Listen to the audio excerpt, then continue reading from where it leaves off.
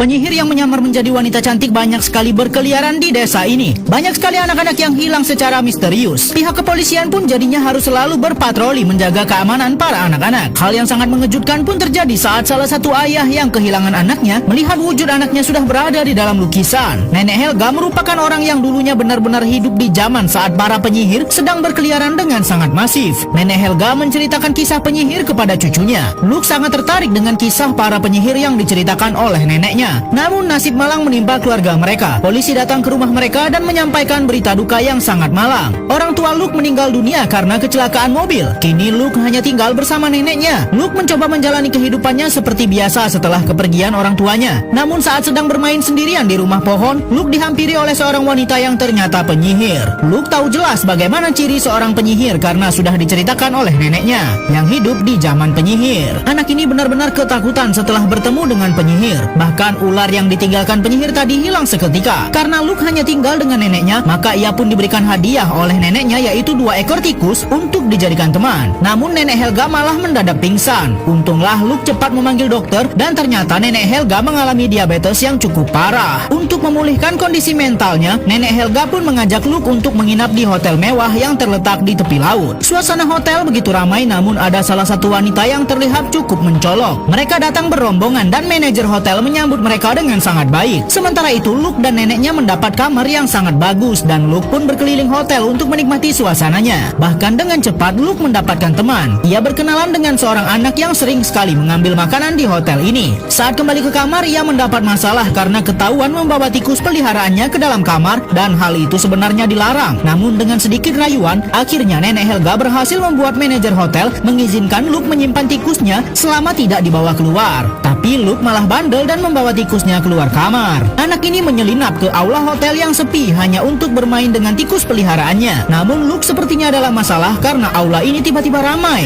Ratusan komunitas ibu-ibu arisan akan mengadakan rapat. Tapi Luke sadar ada yang aneh dengan para wanita ini. Manajer hotel pun dengan cepat mereka usir dari ruangan. Setelah ruangan terkunci, barulah para wanita ini menunjukkan siapa mereka sebenarnya. Mereka membuka sepatunya dan pemimpin di sini membuka topeng di wajahnya. Sungguh mengejutkan, ternyata ratusan orang ini adalah penyihir yang sedang berkumpul untuk membuat rencana jahat kepada anak-anak. Luke semakin ketakutan. Tentu saja jika ketahuan ia sedang bersembunyi, para penyihir akan memakannya. Para penyihir ini ternyata sedang merencanakan untuk memusnahkan semua anak-anak yang ada di negara ini dengan berpura-pura memberikan coklat gratis kepada anak-anak. Tapi coklat itu sudah dicampur dengan ramuan yang bisa merubah para anak-anak menjadi seekor tikus. Pemimpin pun mengatakan bahwa ia sudah mempunyai satu target untuk dijadikan bahan percobaan. Ia sudah menjanjikan 6 batang coklat kepada